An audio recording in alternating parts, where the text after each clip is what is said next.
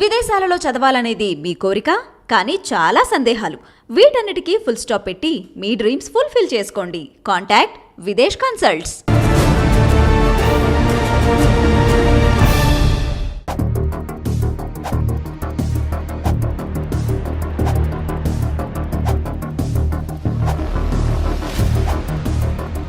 Welcome to crime analysis. Delhi liquor కేసులో arrest అయి తిహార్ జైల్లో ఉంటున్న ఎమ్మెల్సీ కవిత గారికి ఈ రోజు బెయిల్ నిరాకరించింది కోర్టు. అయితే ఎందుకు నిరాకరించిన విషయం పక్కన చూస్తే, తన కొడుకు ఎగ్జామ్స్ కావాలంటూ కవిత పెట్టినా కానీ ఈడీ వాదనలో కోర్టు ఏకీభవించింది. గతంలో కూడా ఆమె చేసిన కార్యక్రమాల్లో ఫోన్లు ట్యాంపరింగ్ చేయడంతో పాటు సాక్షులు బెదిరించవచ్చు అనే కొన్ని అంశాలని కోర్టు ముందు పెట్టడంతో కోర్టు నమ్మి ఆమెను బెయిల్ నిరాకరించింది. అయితే ఇదే అంశంపై కవితకి అసలు గత సంవత్సరం మార్చిలో కవితకి కేసులో సమన్లు ఇష్యూ చేసినప్పుడు హైకోర్టు అడ్వకేట్ రాజు రెడ్డి గారు చాలా క్లియర్ గా చెప్పారు. ఆమె సమన్లు అందుకున్న తర్వాత ఆమె చేస్తున్న కార్యక్రమాలు ఒక్కొక్కటి కూడా రేపు అరెస్ట్ అయిన తర్వాత బెయిల్కి ఇవన్నీ ఆటంగా చూపే అవకాశం ఉంటుందంటూ చాలా క్లియర్ గా చెప్పారు. గత మార్చిలో రాజీవ్ రెడ్డి గారి విశ్లేషణ ఏం చెప్పారో ఒకసారి చూద్దాం. సాక్ష్యాలు తారుమారు చేశారంటూ మరి డెఫినెట్ గా నేను చెప్పేది అదే. డెఫినెట్ గా మీకు 24 ప్రిజంప్షన్ ఈడీ పిఎంఎల్ యాక్ట్, ఈ 106, 114 ఆఫ్ ఎవిడెన్స్ యాక్ట్, ఈ నేరాలకే ప్రిజంప్షన్ వచ్చేసి ప్లస్ ఇంకొక ప్రమాదం ఏంటంటే ఇండియన్ పీనల్ కోడ్లో screening the evidence, tampering with evidence అని ఖచ్చితంగా అట్రాక్ట్ అవుతుంది. యాడ్ అవుతుంది ఖచ్చితంగా. సరే, ఈ ఫోన్ విషయం పక్కన పెడితే నేను ఫోన్లు పాడు చేయలేదు అని ప్రూవ్ చేసుకుంటున్నారు ఆవిడ, కానీ హోటల్లో ఉన్నావా లేదా కలిసామా? ఇప్పుడు నేను ఇంతకుముందు చెప్పాను, తను కరెక్ట్గా ఉండి రెఫ్యుటేషన్ ఇవ్వదలుచుకుంటే ఒట్టి ఫోన్లది కాకుండా స్పెసిఫిక్ అలిగేషన్స్ రిమాండ్ రిపోర్ట్లలో, ఛార్జ్ షీట్లలో వచ్చినాయి. వాటికి కూడా తను కావాలనుకుంటే ఇవ్వచ్చు. తను కనుక అక్కడ ఉండి ఉంటే ఈ ఫోన్లో ఎంత డేటా డిస్ట్రాయ్ చేసినా, అంటే ఆ ఛార్జ్ షీట్లో ఒకళ్ళ స్టేట్మెంట్ ఏంటిదంటే, ఐ థింక్ అమిత్ అరోరా సమీర్ మహేంద్రనో ఫేస్ టైంలో మాట్లాడాం కవిత గారితో అన్నారు. ఆ డేటాని రేజ్ చేయలేదుగా. తన దగ్గర పోయినా సర్వీస్ ప్రొవైడర్ దగ్గర ఉంటుంది, సమీర్ మహేంద్ర దగ్గర ఎక్స్ట్రాక్ట్ అవుతుంది. తర్వాత ఒబరాయ్ మైదాన్లో మీటింగ్ అటెండ్ అయ్యారు అని ఏదో వచ్చింది. ఆ మీటింగ్ అటెండ్ అయినప్పుడు ఆ టవర్ లొకేషను అవి ఉంటాయి. తర్వాత కవిత గారి ఇంట్లోనే 1-2 మీటింగులు జరిగినాయి అని ఉంది, అందరూ ప్రెజెన్స్ ఉన్నారని. సో ఇవన్నీ సార్, హోటల్లోనూ ఇంట్లో మాట్లాడింది కేవలం లిక్కర్ స్కామ్ ఎందుకు అవ్వచ్చు అండి? ఇంకా పార్టీ గురించి మాట్లాడుకోవచ్చు, చాలా విషయాలు ఉంటాయి కదా. అదొకటే మీటింగే, వేరే లేదు. మీరు నేను చెప్పేది అదే, చైన్ ఆఫ్ సర్కమ్స్టెన్సెస్. ఈ చైన్లో ఒక్కొక్క లింక్. రెండోది ప్రిజంప్షన్. తను ఎక్స్ప్లెయిన్ చేయాలి కదా, ఈ మీటింగ్ కాదు ఆ మీటింగ్ అయిందని. పిఎంఎల్ యాక్ట్లో డేంజర్ అదేనండి, ప్రిజంప్షన్ ఉంది. You are presumed guilty till you prove yourself you are innocent. కరెక్టేనండి. ఇప్పుడు హోటల్లోనే కలిసాం, పార్టీ ఇప్పుడు టీఆర్ఎస్ బీఆర్ఎస్కి మారింది. బీఆర్ఎస్కి సంబంధించిన ఢిల్లీలో చాలా మీటింగ్స్ ఉన్నాయి, పార్టీకి సంబంధించిన కార్యక్రమాల కోసం మాట్లాడాలని అవును చెప్తారు. వీళ్ళు చెప్పండి ఉండొచ్చు, లేదు మేము కేవలం లిక్కర్ స్కామ్ గురించి మాట్లాడడం, అది లేక మనకు కోయిన్సైడ్ అవుతుంది అని నేను చెప్పింది. ఓబరాయ్ హోటల్లో మీటింగ్ జరిగినప్పుడు మనీష్ సిసోడే గారి పిఏ ఆ పెన్ డ్రైవ్ తీసుకొని రావడం ఒకటి. రెండోది, ఇప్పుడు ఈవిడ సమీర్ మహేంద్రతో కానీ అమిత్ అరోరా కానీ ఈ మీటింగ్లు జరిగినప్పుడు వాటికంటే కొద్దిగా ముందు excise policy draft document public చేతికి ఉండకూడదు, ఎక్స్పర్ట్ కమిటీకి క్యాబినెట్ కూడా వెళ్ళిన డాక్యుమెంటు ఈ సమీర్ మహేంద్ర ఈ కొంతమంది ఫోన్లలోకి డౌన్లోడ్ అయింది, దాన్ని వారు ఎక్స్ట్రాక్ట్ చేశారు. ఆ టైము ఆ డేటు అది జరిగిన తర్వాతనే మీటింగ్ జరిగింది. అది జరిగిన తర్వాతే ఫోన్ సంభాషణ జరిగింది. ఇప్పుడు మన మీద బాధ్యత ఉందా లేదా ఎక్స్ప్లెనేషన్ ఇచ్చుకోవడానికి? కరెక్టే, మీరు చెప్పారు. మీరు ఈడీ టైప్లో మాట్లాడుతున్నారు, కానీ డిఫెన్స్ దీంట్లోకి వస్తే మీరు చెప్తుంది కాన్ఫిడెన్షియల్ రిపోర్టు పెన్ డ్రైవ్లోకి వచ్చింది.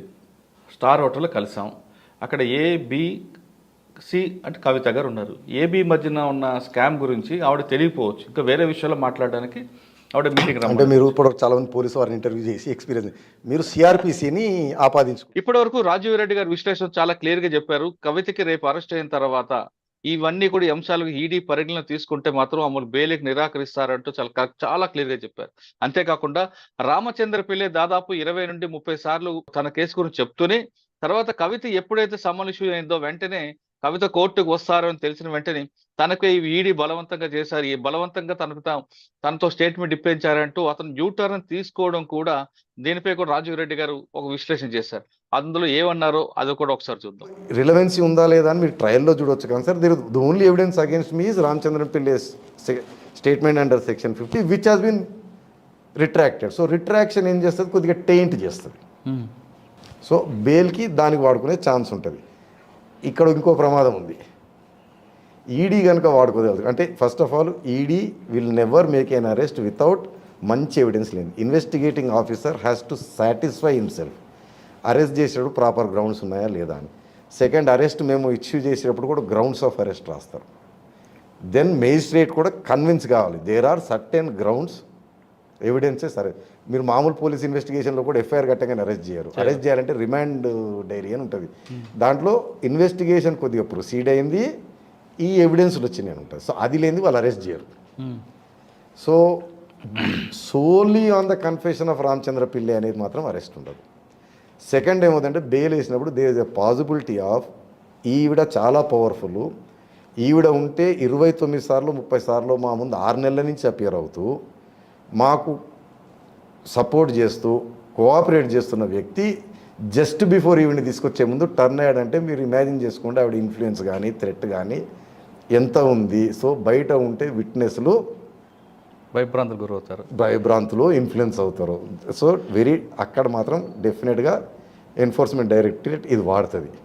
అంటే ఆ పిల్లే గారు ఆ రిట్రీట్ తీసుకోవడం వల్ల అంటే రిట్రాక్షన్ అర్లీ స్టేజ్లో చేస్తే కాదు, మీరు అర్థం చేసుకోవట్లేదు. ఇది produce many times before the. అంటే కవిత గారికి ప్లస్ ఉంది, మైనస్ కూడా ఉంది. మైనసే ఉంది నా దృష్టిలో. ఎందుకో చెప్తున్నాను నేను. అది ప్లస్ అంటే ఓన్లీ రామచంద్ర పిల్లై స్టేట్మెంట్ ఒక్కదానిపైనే అరెస్ట్ చేస్తేనే plus. But 100% enforcement director authority will never arrest ఒక గ్రౌండ్ పైన. ఎంతో కొరాబరేటింగ్ ఎవిడెన్స్ గ్యాదర్ చేసిన తర్వాతనే సాటిస్ఫై కన్విన్స్ అయిన తర్వాతనే చేస్తారు. ఈ 2 అంశాలు పరిశీలిస్తే గత మార్చి నుంచి కవితకి సమ్మానం అందుతున్న దగ్గర నుండి జరుగుతున్న విశ్లేషణలో రాజీవ్ రెడ్డి గారు చాలా క్లియర్ గా చెప్పుకుంటూ వస్తున్నారు. ఆమె చేసిన ప్రతి కార్యక్రమం వెనక ఆమె బెయిల్కి నిరాకరణకి ఇది ఒక పెద్ద ప్లస్ పాయింట్ అవుతుందని చెప్పారు. ఇప్పుడు ఈ రోజు జరిగిన సంఘటనలో అదే విషయాల్ని కోర్టు ప్రస్తావించిందా, లేదు మరికొన్ని అంశాలు ఏమైనా అందులో వచ్చాయని విషయాన్ని రాజీవ్ రెడ్డి గారిని తెలుసుకుని, రాజీవ్ రెడ్డి గారు ప్రస్తుతం స్కాట్లాండ్ లో ఉన్నారు. సార్ నమస్తే అండి.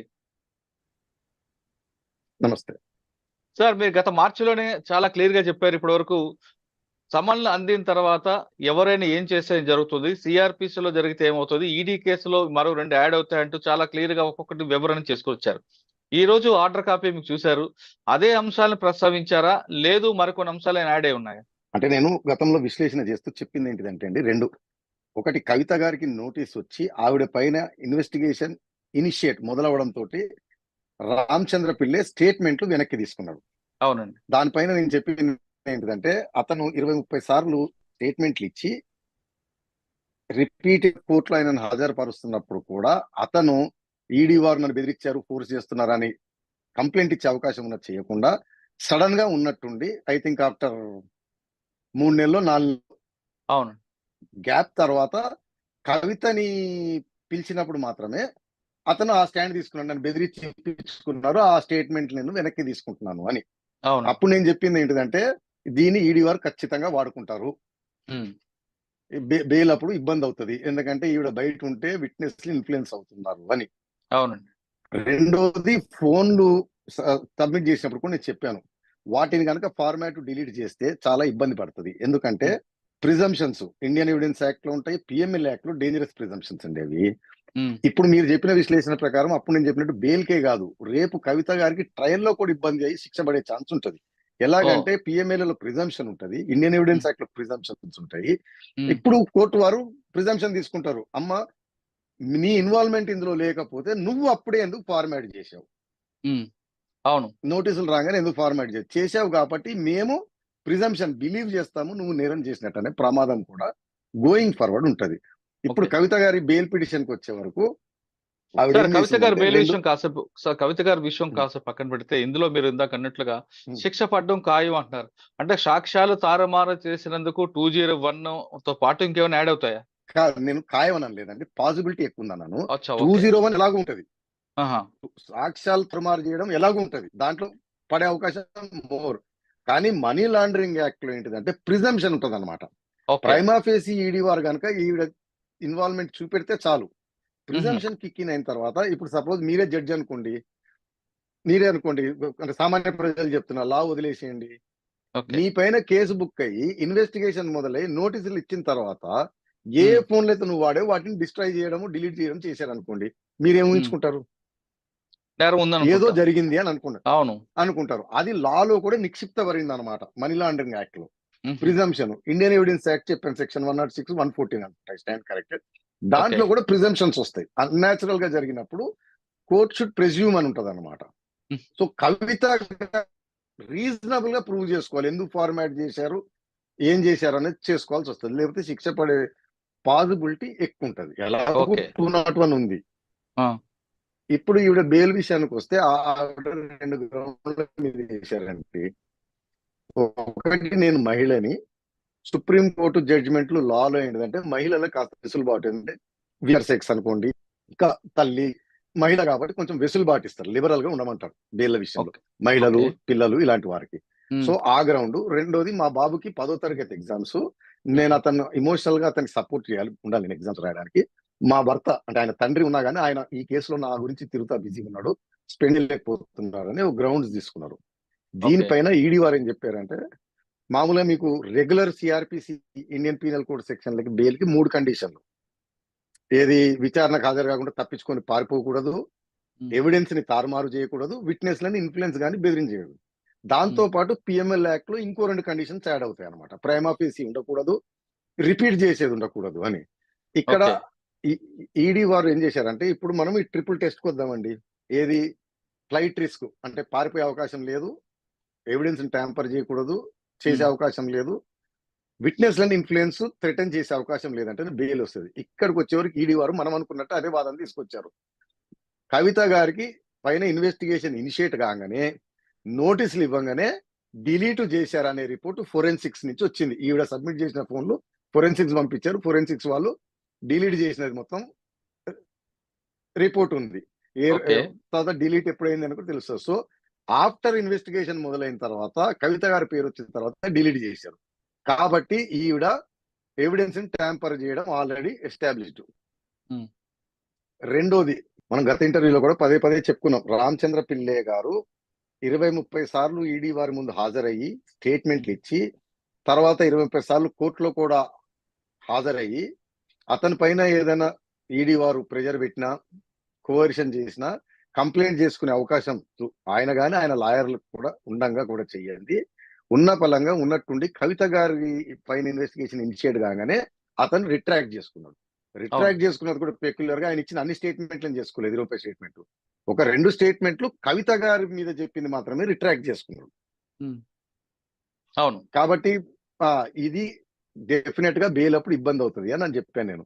అవును. రెండోది ఏంటిదంటే, ఈడీ మనం గతంలో కూడా చర్చించుకున్నాం, ఈడీ వారు 1-2 దగ్గర చెప్పారు, ఇతను రిట్రాక్ట్ చేసుకోవడం వెనక ఎవరో ఇన్ఫ్లుయెన్స్ చేసే ఇన్ఫర్మేషన్ మా దగ్గర ఉంది అని అంటున్నారు కానీ బయట పెట్టట్లేదు అని. అవును. ఈ రోజు వారు వాదనలలో బయట పెట్టలేదు కానీ ఈ 2 గ్రౌండ్స్ తీసుకున్నారు. అంటే ఈ 3 టెస్ట్లలో ఎవిడెన్స్ ట్యాంపర్ చేయకూడదు, విట్నెస్ ఇన్ఫ్లుయెన్స్ థ్రెటన్ చేయకూడదు. కానీ ఈ రోజు వారు బెయిల్ అపోజ్ చేస్తే కౌంటర్లు వేసింది, ఆర్గ్యుమెంట్లు చెప్పింది ఏంటంటే, ఫోరెన్సిక్ రిపోర్ట్ దట్ ఈవిడ పెక్యులర్ గా ఇన్వెస్టిగేషన్ స్టార్ట్ అయిన తర్వాత, ఇనిషియేట్ అయిన తర్వాత, సమ్మన్స్ వచ్చిన తర్వాత డిలీట్ చేసింది. హ్మ్. రెండోది, ఈ రామచంద్ర పిల్లై ఎన్నడూ చేయండి after A gap of 118 days. హ్మ్. ఈ 118 డేస్ లో అతనికి కంప్లైంట్ చేయాల్సింది ఎన్నో అవకాశాలు ఉండాలి, ఈడీ వారు బెదిరించారు. సడన్ గా కవిత గారికి సంబంధం రావడం వచ్చినప్పుడే అతను ఈ 2 స్టేట్మెంట్లను మాత్రమే రిట్రాక్ట్ చేసుకున్నాడు. కాబట్టి ఇతను ఇన్ఫ్లుయెన్స్ చేస్తున్నాడు అంటూ మూడోది సీక్రెట్ గా ఫైల్ చూపెట్టాడు హుహు. జడ్జి గారికి. దట్ డెఫినేటివ్ ఇన్ఫర్మేషన్, దట్ పేర్లు చెప్పలేదు అనమాట, ఎవరో ఈ కేసులో సంబంధించిన వ్యక్తి హ్మ్. ఈ కేసు సంబంధించిన సాక్ష్యం అప్రోచ్ అయ్యి నా పేరు బయట పెట్టొద్దు అని ప్రయత్నం చేశారు అని. ఎందుకంటే సీక్రెట్ ఇన్ఫర్మేషన్ కాబట్టి జడ్జి గారు కూడా రివీల్ చేశారు. హ్మ్. ఇంకో 2 గ్రౌండ్లు, అదే నేను మహిళని, మా అబ్బాయి ఎగ్జామ్స్ కూడా ఏం చెప్పారంటే వారు, హ్మ్. అబ్బాయి 16 సంవత్సరాలు మెచ్యూర్డ్ ఇనఫ్ ఎగ్జామ్ రాయడానికి. తర్వాత హ్మ్. బై టైం ఈ పిటిషన్ ఆర్గ్యుమెంట్ వచ్చేటప్పటికి ఆ 10, 12 ఎగ్జామ్లలో 6, 9 అయిపోయినాయి, మిగిలిన 3, 4 ఉన్నాయి కాబట్టి పెద్ద అవసరం లేదు. రెండోది, కవిత గారి పెద్ద అబ్బాయి ఇండిపెండెంట్ గా విదేశాలలో చదువుకుంటారు, 19 ఇయర్స్. కాబట్టి ఈ పిల్లలు ఉన్నతమైన ఫ్యామిలీ కాబట్టి విదేశాలు చదవడం, తర్వాత వీరు రాజకీయాలు ఉండడంతో వాళ్ళకి కొద్దిగా అలవాటే, తల్లిదండ్రులు లేకుండా వాళ్ళు ఇండిపెండెంట్ గా ఉండే అలవాటు ఉంది అని. తర్వాత మహిళా వల్నరబుల్ వచ్చేటప్పటికి చెప్పాను, ఎవిడెన్స్ ట్యాంపర్ చేయటము, విట్నెస్ ఇన్ఫ్లుయెన్స్ ఆర్ థ్రెటన్ చేయడం తోటే ఎగిరిపోయింది కేసు. అయినప్పటికీ జడ్జి గారు ఏం చెప్పారంటే, మహిళా వల్నరబుల్ అంటే ఈవిడ బ్యాక్గ్రౌండ్ రాస్తూ ఈవిడ గతంలో మెంబర్ ఆఫ్ పార్లమెంటు, ఎమ్మెల్సీ, తర్వాత ఎన్నో ఆర్గనైజేషన్లకి చైర్మన్, ప్రెసిడెంట్, ఎన్నో కార్యక్రమాలు చేశారు. తర్వాత విదేశాలు తిరిగారు, బెల్జియము, కంబోడియా వీటిలో తిరిగారు కాబట్టి ఈవిడ వీకర్ సంబంధించిన మహిళ కాదు. ఉమ్. బాగా ఏమంటారు, చదువుకున్న చాలా మహిళ. కేపబిలిటీలు. అదే కాకుండా ఎన్నో పవర్ఫుల్ మహిళ కాబట్టి ఈమె ఆ ఉమ్. వీకర్ సెక్స్ కోవలోకి రాదు అని డిస్మిస్ చేశారు. మీరు ఐ థింక్ పారాగ్రాఫ్ 23, 24, 25 సీక్వెన్స్ లోనేమో ఈడీ ఉమ్. వారు చెప్పిన ఫోన్లు డిలీట్ చేశారు సమ్మన్స్ రాగానే. ప్లస్ రామచంద్ర పిల్లే గురించి మెన్షన్ చేస్తూ ఈయన సడన్ గా కవిత గారిని పిలవడంతో రిట్రాక్షన్. ఉమ్. ఒక పారాగ్రాఫ్ లో అది ఈడీ వారు చూపెట్టిన ఫైల్ దట్ ఎవరో ఒక సాక్షిని అప్రోచ్ అయ్యి ఇన్ఫ్లుయెన్స్ చేయడానికి ప్రయత్నించారని.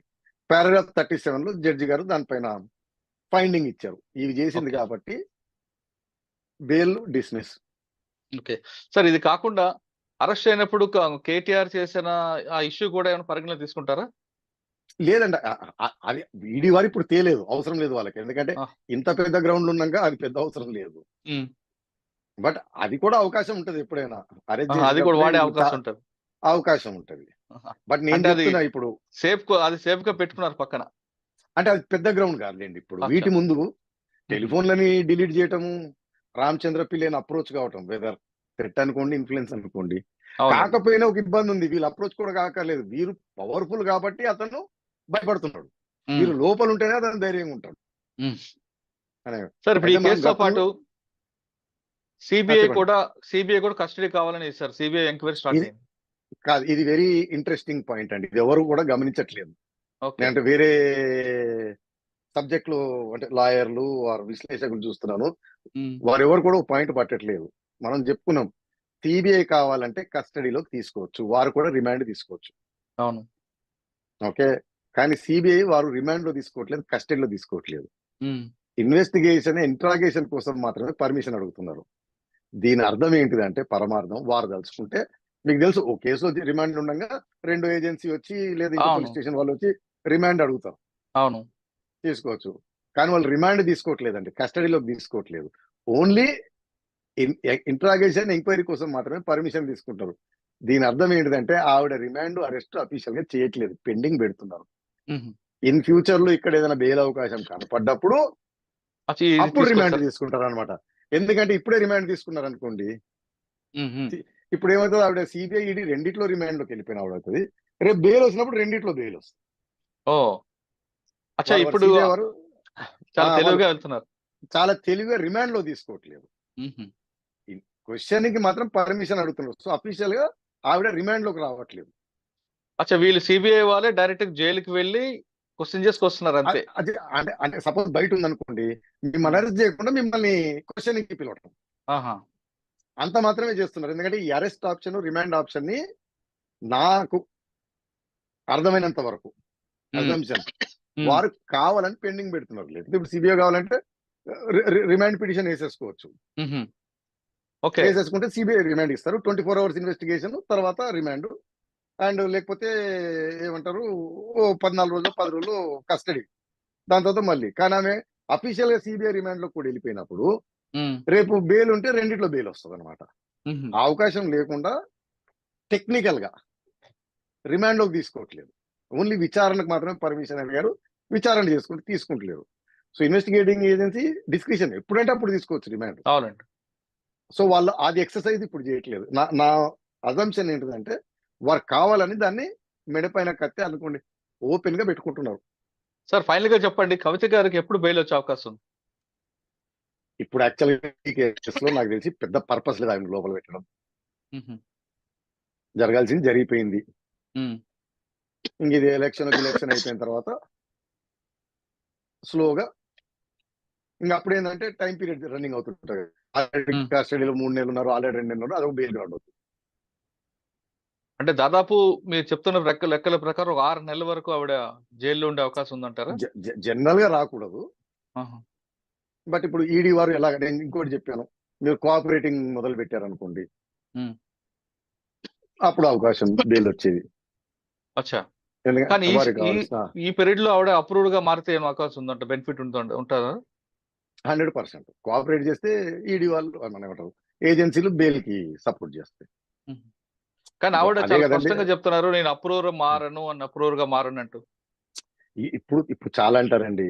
పోయినప్పుడు చూద్దాం, అది మన చేతిలో లేదు కదా, ఎవరు ఎలాగా అవుతారనేది. ఇప్పుడు ఉమ్. ప్రెషర్ లోనే కదండి మనిషి యాక్చువల్ క్యారెక్టర్ బయటకు వచ్చేది. బయట అవును. ఉన్నప్పుడు నేను ఇప్పుడు మాకు వెనకటి ఒక రౌడీ షీటర్ ఉండేది. పూట అంతమంది అంతా ఇంతమంది అంట అని చెప్పావు.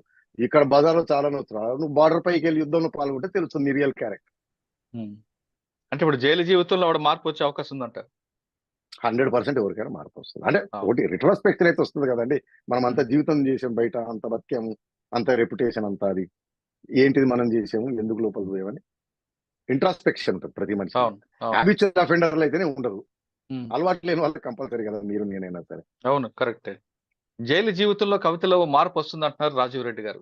కవిత కాదు, జైలుకి వెళ్ళిన ఎవరికైనా సరే తనకున్న స్థానం రాత్రి పడుకునేటప్పుడు చాలా విషయాలు గుర్తుకొస్తాయి. కాబట్టి ఆవిడలో కొంచెం మార్పు వస్తే, ఆవిడ ఏజెన్సీకి సహకరిస్తే బెయిల్ వచ్చే అవకాశం ఉందంటూ రాజీవ్ రెడ్డి గారు చెప్తున్నారు. ఇది రాజీవ్ రెడ్డి గారితో విశ్లేషణ. మరో అంశంలో మళ్ళీ కలుద్దాం. అంతవరకు నమస్తే. Thank you sir. Thank you very much అండి.